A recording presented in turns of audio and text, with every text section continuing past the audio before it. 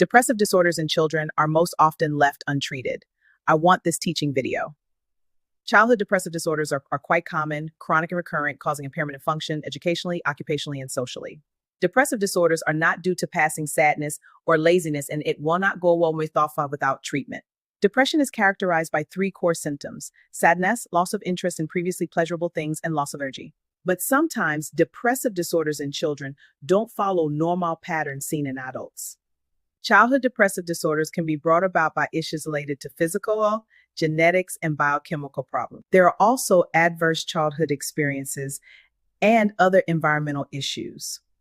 Coming to genetics, children with a family history of depression are at risk of the disorder. They can inherit the genes from either the father or the mother. Other biological causes include head trauma, which can come from issues with delivery or falls. Even childhood disease can bring it about. There are also problems with the brain chemicals called neurotransmitters, like serotonin, which is usually low. There could also be problems with different parts of the brain, which can make the brain to be smaller in size than normal. Children affected by child abuse and other family violence can break down with depression. These are some of the environmental factors. Other environmental factors include family bereavement, separation, peer conflict, and bullying. And children who abuse substances like alcohol, cannabis, etc., are also at a greater risk of having depression. Some of the symptoms and signs of depression in children include what is called mass depression in young children. The child will present anger or acting out, presenting as verbal rage and physically lashing out on people and properties. But as they get older, the depression comes as more mood changes and hopelessness, with the other core symptoms already mentioned. Now, these children can cry easily and prefer being alone, having low self-esteem.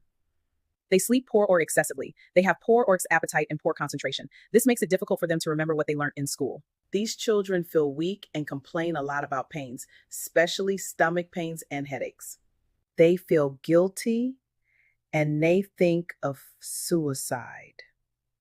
If not treated, these children may abuse hard drugs to help them manage their illness, may even join cults and engage in crime. It is important that parents and teachers learn to recognize depression in children so that treatment can commence early before complications arise. Treatment involves seeing a clinical psychologist and a psychiatrist. At a young age, treatment is better carried out by clinical psychologists. The psychologist will use talk therapy as treatment. But for older children, using medications from a psychiatrist in combination with talk therapy or psychotherapy is better.